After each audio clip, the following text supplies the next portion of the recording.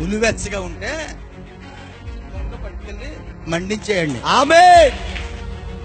ఎవడో చెప్పాడు నులివెచ్చగా ఉండొద్దు అంటే అర్థం ఏంటి? నులివెచ్చగా ఉండొద్దు. ఎవడన్నా చల్లేస్తుండే మనం మంటేస్తున్నామా? ఆత్మీయ స్థితిలో చల్లగా ఉన్నవాడి దగ్గరికి వెళ్ళి అన్న ఇంకా చల్లారపరచు, వెళ్తా రొగ్గట్టుకెళ్ళిపోవాలి. ఆమేన్.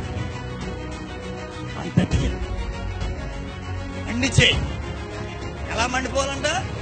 ఈలో ఆల్రెడీ చల్లారిపోయిన వాళ్ళు ఇంకొకరు మండించే స్థాయికి వెళ్ళిపోవాలి. ఆమేన్. కొట్టండి గట్టిగా. హల్లెలూయా. అయితే మాకు బకెట్ ఎత్తుకొస్తే ఏం చేయాలి పాస్టర్ గారు? దేనికి స్తోత్రం చెప్పండి కదా, హల్లెలూయా. గట్టిగా చెప్పండి. హల్లెలూయా. మరి బకెట్ ఎత్తుకొచ్చేసి మా మీద పోసి అవిశ్వాస మాటలు మాట్లాడితే మేము ఏం చేయాలి పాస్టర్ గారు?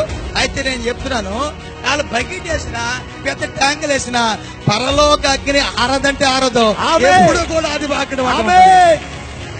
కొట్టాలి గట్టిగా. హల్లెలూయా. ఆమేన్. ఆమేన్. మండుతూనే ఉంటది. ఆమేన్. బైబిల్ చెప్తున్న సత్యం ఏంటి తెలుసా? బలిపీఠం మీద ఎప్పుడు అగ్ని ఆడుతూ ఉండాలి. ఆమేన్. ఆమేన్. ఆమేన్.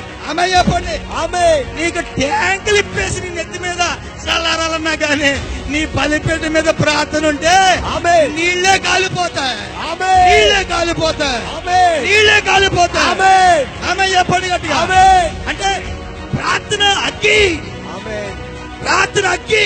ఆమేన్. నీరు సహితము ఎవరు వచ్చి నిన్ను ఆర్పాలని చూసినా గానీ, ఎవరు ఏ అవిశ్వాస మాటలు మాట్లాడగాని, దైవిక సంగమా ఏ శత్రువు వచ్చినా, ఏ యొక్క సాతాను క్రియలు వచ్చినా గానీ బలిపీఠం మీద ఉండే ఆ అగ్ని ఆర్పజాలదు. ఆ అగ్ని ఎవరిదో అయితే తెలుసా? దహించు అగ్ని అయి ఉన్న ఆమేన్. దేవుని అగ్ని. ఆమేన్.